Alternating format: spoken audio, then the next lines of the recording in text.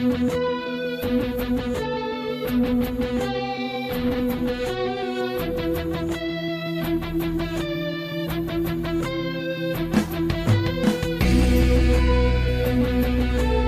Kryptonians, it's time for the Krypton Report. It's me, your host, Tyler, and with me is my special guest, you've heard before, the Batman of the Southgate Media Podcasting Network. That's right, the one, the only, Mr. Phil. Welcome, Mr. Phil. Thank you, Mr. Tyler. Alright, so let's knock this out of the way real quick here. Some news that's been going on. We know that Supergirl is now in the CW, and we knew earlier that Maggie Sawyer had been announced to be on the show. We don't have any casting yet, but they just released the other day that they're in talks of bringing on Oracle and Batwoman. What are your thoughts, Phil? I think that would be awesome. Let's get some more Bat characters in here, but from what I hear, or I think I read somewhere that they're saying, I guess they're in talks with Gotham to share the characters. Yeah. It goes back to something with Batman and the TV rights with Fox. Mm-hmm. And I think they're opening up more like, it's so weird. We've talked about this multiple times about, they say that there's not, the same universe, the movies and the TV, that they can share characters and all this, but yet they killed off every one of the Suicide Squad characters that would have appeared in the movie, or they just disappeared from all the shows. But Flash, and now we know that they're bringing Superman on, so we'll have two Superman, and so looks like they're opening up. I think Batwoman's definitely a positive character because she's a character people don't really know about, and they think, oh, that girl growing up, something like that. So that could be a really cool, if they're not going to do Batman, to get Batwoman on there. And then there's the whole relationship with Maggie Sawyer. And it just continues like the female empowerment of the show. Oh yeah, and then you introduce those characters, and like I said, they should introduce like Nightwing or somebody maybe on Arrow, so then eventually when Arrow goes off the air, they can like replace it with like either a Nightwing show or like a team show with like all the Gotham people. And as you talk about this, Solomon's pointing towards Nightwing sitting on my wall. He knows, Phil. This is a good idea. Yeah. So, of course, you would be all about Nightwing coming and showing up. Mm-hmm. I don't blame him. Nightwing is a great character. So, I'm hoping that we get to see these changes. And I've said for a long time, what I would love to see between all these shows is just like a Birds of Prey. Like, if they don't want to do, like, everyone wants all these different spin-off shows, and I get it. But I keep saying, do a web series. Like a summer series. Oh, yeah. Think about it, because we get Batgirl or Oracle or Batwoman, but we already have the White Canary, and we have Huntress, who was supposed to have come back in season 4, but didn't show up, so it'd be nice if she showed back up. Yeah. I don't know, I just think that would be cool. But alright, so let's jump into some episodes here. Now, we're gonna start with episode 19, Myriad. What did you think of this episode right off the bat? Just your initial thoughts. It was just, I really liked it. I was just like, wow, they're going here already, in season 1, and just, I don't know, I'm just like, I didn't think they were going to get this comic booky already, but, they hold nothing back, it seems like. Yeah, well, that's what I said. As much as I loved the first half of this season, I think the second half of the season really ramped things up, and they really brought their A game in the second half of the season. Oh yeah, totally. It was one of those kind of, go back and watch Arrow season 1. They were testing out at the beginning and seeing what was working, and then really just continued to improve on it. Mm-hmm. So I think it did great. And like the whole Myriad thing, I thought was cool and weird at the same time, because like I kept telling Janine, it kind of reminds me of the anti-life equation. And I kept trying to explain that to her. Like, okay, let me get this straight. But I like the duality nature of the two last episodes, being like one. Mm-hmm. But it was the season finale. So they, instead of trying to jam a ton of stuff into one episode, it was kind of like a 2-part episode. Exactly. Now the one thing about this that was cool and shocking though is at the beginning you have Maxima already in prison and she's there at the DEO, and I feel like it was almost a waste of a character. Like, it was just a way of saying, getting a cool name drop. Yeah, I know how you feel. Hopefully they bring her back in season 2. Because, I mean, she drops about how she wasn't going to marry, like, she wanted to marry Kal-El. He said no, so she's like, oh, I guess I'll marry and serve your non. And I'm like, that's a big character. And Jeannie and I have been rewatching all of Smallville. And, like, we watched the episode with her in Smallville. And it's just kind of like, But I thought this Maximo, like, really was there. Like, it could have been a really good character. You know, you have all the humans who are basically just mindless drones walking around, and then you have Superman who is away off planet. I like that they're like, oh, he's off planet handling something. That was so like the Supergirl movie. Yeah, Superman's off planet. Oh yeah, we got something that's going to tie into the Supergirl movie here. And I did think it was hilarious that she's there and Kara's watching everybody at Catco, zoned out, zombified, and then Kat just comes walking in like nothing's wrong. No. And at first I'm like, oh, okay, all right, what's going on? And then they have that really cool dialogue that Maxwell Lord had provided her with the earphone or the earrings that protected her mind. And Maxwell Lord's such an interesting character because sometimes he's his own, and then sometimes he is a Lex Luthor wannabe. Yeah, that whole scene, I was like, I'm like, is Max really being as altruistic as he's acting, or did he, I don't know, since he couldn't have Alex, was he chasing after Kat now, as he's seeing her as like this unattainable prize that he was going to try to get? So, I mean, and then we also see that Alex is on the run with John Jones, and he is disguised as a little child, which is hilarious. Well, yeah, that's the best person to go on the run with is a shapeshifter. Then they just have to worry about what Alex's appearance.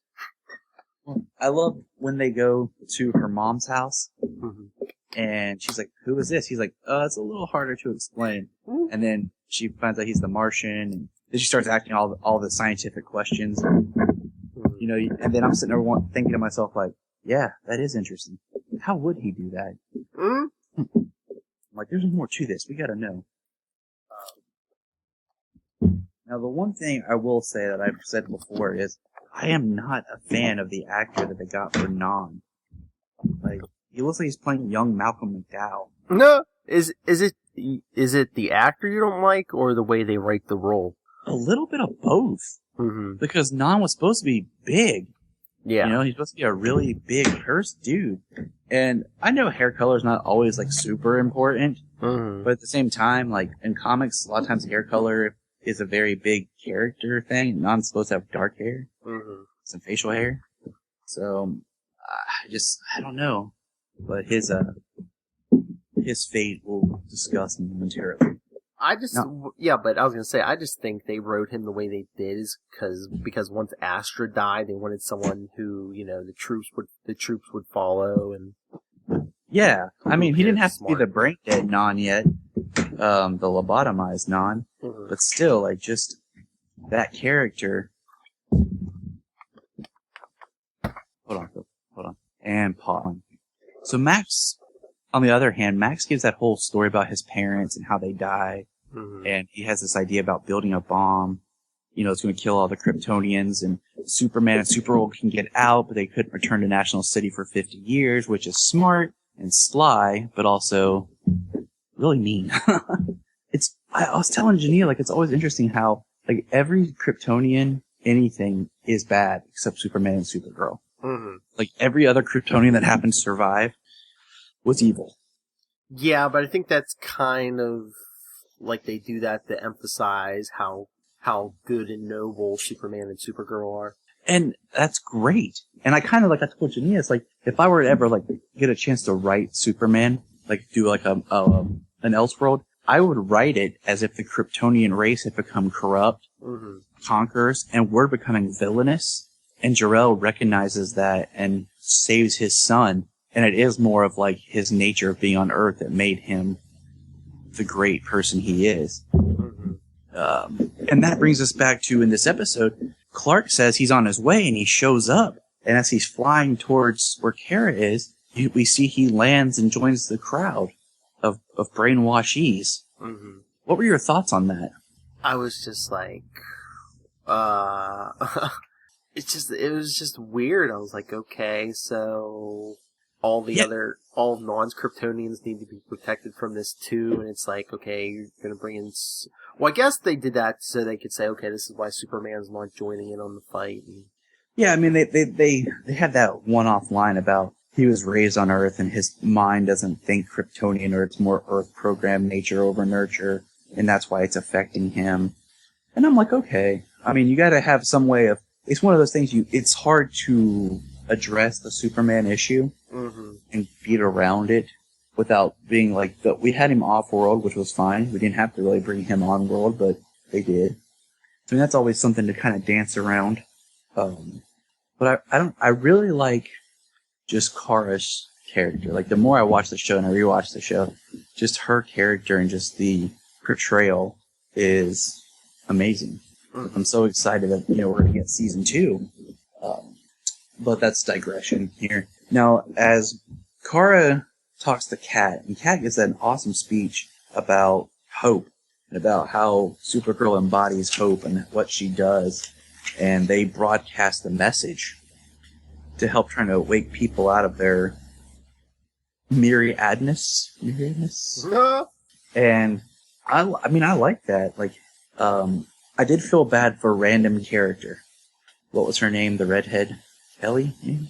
I can't remember. I think it was Kelly. Because they have Jimmy, Wynn, and Kelly jump out windows at the same time. You kind of know that Kelly's not going to make it. Like, never seen her on the show before. She's going to get Jimmy. So she can't, she gets Wynn and she saves Wynn, she saves Jimmy, and poor Kelly plummets to her death. Hmm? And it's just, I was just like, you seriously caught the third person? It's not like they all jumped from the same building. It's not like they jumped from across town, But there's a lot of build-up in this. I mean, Lucy and all the DEO. And you know what? I like Lucy kind of being the head of the DEO, just because I think it gives her character more of something to do. Mm-hmm. And then it moves in. It ends with Hank showing up with Alex, and he's protecting Alex's mind, so she's not affected, but because of that, it doesn't allow him to protect himself as much. And it basically ends where Kara's going to fight Alex. And so that's 19. And then we'll segue into episode 20, the season finale, called Better Angels. Now, Phil, let me ask you this. The device that they find out is powering Myriad, did you recognize it? I'm trying to remember. It's been a while. Tetrahedron or... The name sounds familiar, but... It's the power device in Supergirl the movie that Kara in the movie knocks out, and it goes to Earth and she has to go after it. Okay. So it's kind of a callback to Supergirl the movie. And I thought that was cool because a lot of times that movie gets very overlooked. Mm-hmm. In anything. I haven't seen that movie in years. I haven't seen it anywhere. I would even rewatch it. I don't see it in stores or online anywhere. Oh, it's hard to find. I found it at like a buybacks. Mm-hmm. And it was like $30 for the DVD because it's so rare. And I really wish they would have just put it on the Superman. Like I bought the Superman Blu-ray set that's like all the movies. I really wish they just would have put it on there. Yeah, I have that set. Yeah. Because they put Superman versus the Mole Man on there as a bonus. I just wish they would have put Supergirl the movie in there as well. Unless it's just like a rights issue or something, because that's why 66 Batman, they couldn't put that out for the longest time until recently, because there was so many different people held so many of the rights. Like one person had rights to the music, one person had rights to broadcast this, and I don't know. But it was a mess. The whole Myriad ends, at the beginning of this one. Mm-hmm. And, we see that Clark doesn't come out of it. He's still laying there. We see his boots. And we have this whole, big, battle between Kara and her sister. And during that battle, John Jones goes and gets their mom. And nothing says, oh snap, like bringing the mom into a sibling rivalry. Hmm? Now, Phil, do you have siblings? No, I do not. See, so you never had to deal with that whole problem of break it up, love your brother, do this. And I'm always like, fine. He always gets away with everything, and I get blamed for it. Now, in this episode, I really like that they go to the fact, like, when everyone snapped out of it, they found out how they're going to stop Myriad, because they still don't want to use the bomb that Maxwell Lord has. And we find out that the president in this episode is a woman, which I thought was awesome, because now it's hinted at for what Season 2 is going to bring. And when Maxwell Lord gets the bomb, he's sitting there and he's, wanting them to finish doing what they need to do. And Kara decides she's going to go fight Non herself. And Non's not fighting alone. He has Indigo with him. Now, what are your feelings towards the character and the portrayal of Indigo? It's kind of weird. I mean, in the comics, they did go that she was, eventually revealed that she was like a Brainiac, but she was a version of Brainiac from like way in the future. And she had acted like a hero for at least 2 years, I think, and then the Brainiac programming took over, and her teammates had to put her down. See, I like the character, because it is like a different one, but it's a female, Brainiac, like back to what we talked about, like the show being very more female-centric. But what I didn't like is that her skin is blue, and they put her in a blue jumpsuit. Yeah, but, I mean, it's because she's like an android or whatever, and it's just like... Doesn't even make her look like she want to be Mystique. Yeah, I know. She doesn't look like artificial. She just looks like she looks like Mystique, and it's just like it's if they would have not given her the jumpsuit and just given her a little bit something more Brainiac looking, or like an armor, or something like I love the casting, because I love the callback to she was Supergirl in Smallville, and that perpetuates just always bringing back characters. And technically, in this episode, we have 3 Supergirls in this episode. They never all share a scene together, but we have 3 actresses who have been Supergirl all in one episode, which is awesome when you think about, because that's all 3 live-action Supergirls together. Mm-hmm. But she's fighting, and they kind of kept with the T-1000-ish motif, with like her body being able to turn to knives like they did in Smallville. Mm-hmm. And I thought that was cool. And so we get to the climax battle, and she's there. And it's Indigo and Non versus Martian Manhunter and Supergirl. And we find out that all the other Kryptonians are in pods because they're leaving Earth. The idea now is they're just going to kill everybody on Earth with the Myriad device with a high-pitched sound, basically causing our heads to explode. And they're going to leave. So I thought it was really cool that they have this battle. And I love the use of heat vision on this show. Mm-hmm. First of all, I love that it's blue. Mm-hmm. And I love that they use it, because if I was Superman, I would use my heat vision so much. Just so much. It would be ridiculous how much I would use it. Mm-hmm. And I like that it's her and Non kind of squaring off using heat vision. And it looks awesome. Then think about it. If you're the actors and you were filming this, take away the special effects. It's just people staring at each other, screaming. Just like the Black Canary. Intensely, like... So that's just a very funny thought in my head. Yeah. But then if you watch, when she shoots Non, like, it goes back into his head, and I wonder if he, like, falls down. So, 1, is he dead? 2, or is he now lobotomized? And 3, what happened to his body? Is it going to be one of those Maxwell Lord got his body? Because we see at the end that Max got the Omega-Hedron device. Mm-hmm. And then, of course, Martian Manhunter rips Indigo in half. And what happens to her? Like, I wanted to see Supergirl just shoot her with heat vision, and she catches on fire. So, that's like, yay, all good. But then we find out that you can't stop Myriad anymore, so... And they're at the Fort Ross site, and it's actually Fort Ross. Now, I thought this was funny that no one had mentioned before that Fort Ross, like, the ship was still there. Like, it's information that no one ever asked or wanted to find out. It's classified. You know, like even when you're in the DEO, it's like, okay, you're telling me that it's still there. Mm-hmm. So I thought that was interesting, and Supergirl decides that she's going to fly it into space. Beautiful, beautiful plan. Now Alex makes the comment about if she does that, she can't breathe in space, there's no thrust, she can't fly, anything like that. Mm-hmm. Which is interesting because how many interpretations have we seen Superman fly into space or the atmosphere? So they're setting some new rules here about where it was going on. Makes you kind of wonder how Superman was off planet if what rules were flying. But that's the first kind of groundwork, I guess you could say, for the rules of flying in space on this show. So basically, we see Kara picks it up, lifts it up, chucks it into space, which is always a great thing.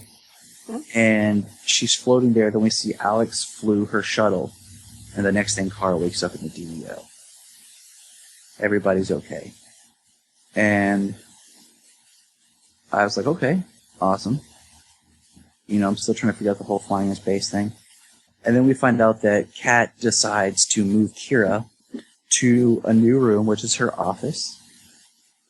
And that she's being promoted. Which is cool. It also makes me wonder, it's a way of changing the set in continuity, so that if the set changes, they don't have to worry about it looking different for the new network.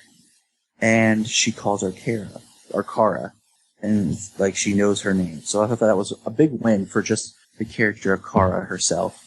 Mm-hmm. And then we have the big family dinner where everyone's there, and it's revealed again in these episodes, and we'll touch on it, that Jeremiah Danvers is alive in a place called Cadmus. And we're going to talk about that. Phil, what is Cadmus? The secret government lab where all kinds of genetic experiments have gone on, some good, some bad. Superboy came out of Cadmus. That's the biggest thing when you say Cadmus, I think that people jump to. Because that's where Superboy comes from. Now, we'll speculate, what do you think the role of Cadmus might be? It might give us some antagonist for Supergirl, creatures or clones or whatever. They could be an ally of the DEO, or they could even be responsible for what's in that pod, because why couldn't they have shot that pod into space and have it come back down? Yeah, so we'll get to the pod. My thoughts are it's going to be maybe Superboy as an adversary, someone they're trying to create to fight Superman, like their own Supergirl they can control. Maybe, do you remember the animated series when they did Galatea? Mm-hmm. Which was kind of a version of Power Girl. Maybe something like that, like a Power Girl or something in the same vein of having their own fighter. Maybe we'll develop more of the Superwoman, which Lucy Lane type thing, like they did in the comics. Like they try to create something to give powers to a regular human. Or, if we're going to go Jeremiah's there, it's being theorized that we're either going to see the return of Hank Henshaw, like the real Hank Henshaw, or what if they do a story of a cyborg Superman, and it's Dean Cain as the cyborg Superman. They could do that for the cyborg, because that's how the cyborg Superman, he got his powers and he could interface with any machinery, and that's how he originally became cyborg Superman. Is he kind of interfaced with Kal-El's the ship that brought him to Earth. And we know that they kind of have their own universe and they've established their own things, so they can tweak things. Recently in the New 52, cyborg Superman was actually Kara's father, Zor-El, in a very interesting twist. So, it's possible. All those are possible. Now, the show ends with a cliffhanger where a pod crashes and Kara and Martian Manhunter fly to it. And she says, it looks like my pod. And when they open it, she says something like, how can this be?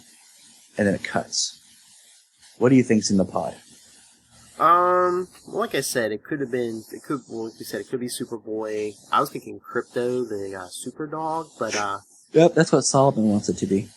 They could always switch plans now if they're on the CW. I mean, it could have been one thing. Maybe they'll change their plans, and maybe she rips it open, and it's like, maybe it's Captain Cold. That would be crazy. I was sitting there thinking to myself, are we going to do time travel? Like, is it somehow it's her own pod? Or something crazy like that. A lot of I've seen people speculate online like it's Mon-El. But I'm like, for me, that's getting too crazy, like deep, convoluted comic book lore that people might be like, what? But I don't know. I'm curious to see what it is. It has to be something that she recognizes, you know? What if it's Barry Allen? I need your help. I made a mistake. I've really screwed up time. So I really need you to push me really far. It's like the end of Back to the Future 2. I just sent you back a few weeks ago. I'm back. Yeah, seriously. So, all right. Well, I mean, that wraps up the first season of Supergirl. Overall, out of a 5 shield rating, what would you give the first season? It was pretty good. I think out of 5, I'd probably give it a 4.5. See, I'm teetering on a 4. Like, okay. I always judge this series. Is it one that I could go back and rewatch again and enjoy it continually? First seasons sometimes are rough because they find their footing. Mm-hmm. So I really think the show is strong. Well, here's a question I have. Maybe you know, maybe people listening might have. Do you know when season 1's coming out on Blu-ray? Yes, it's September. I have it because I pre-ordered it from Amazon. Mm-hmm. Let's pull that up right now. Good old Amazon. Because, yeah, I would like to watch that and Flash and Arrow before those start back up. See, my problem is, like, I want to buy them all when they first come out, but I've gotten in a really bad habit of waiting until Black Friday. Mm-hmm. Because I usually have them for like $10 or $20, depending if you get Blu-ray or DVD. Mm-hmm. So I'm just so... Alright. August 9th. August 9th? Yeah. Nice. Supergirl now. Okay. Since we're on the subject, Flash Season 2. I was looking at... September 6th. Okay. And then let's see if Arrow is on. I thought Arrow was pretty close. I thought Arrow was like either the week before or the week after Flash. Makes sense. I like that there's like, I like when they don't release them all on the same day. Yes. August 30th. So I think that is the week before Flash. It is. So it's basically Supergirl a couple weeks later, Arrow a week later, Flash.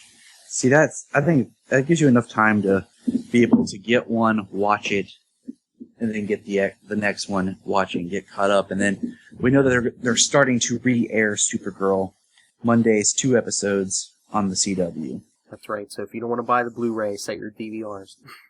It might even show up on Netflix sometime because that whole new deal they signed. Yes. It makes me wonder because now, but once ago, like you were talking about earlier, the first season, is it still owned by CBS? Like, how does that work? Because a lot of CBS stuff, you don't see as much of it on Netflix as you do other Netflix. Mm-hmm. So, who knows? All the behind-the-scenes stuff. We just want to enjoy our fandom. But, well, Phil, I want to thank you for being on the show, finishing out the season here. It's been a rocky time getting all this done. But Jania is finishing up her play this week, so we'll return to our normal broadcasting company. Hey, no problem. We're all one big happy family here on the Legends of DC. Oh my gosh, the new seasons are going to be so much fun. You people are going to get so much content, maybe even more than it was originally planned. 4 shows. At least 4 shows, maybe more. With speculation about Constantine. Who knows what else. Just remember, everyone, Phil, you can find Phil all over social media. And remember to hook up and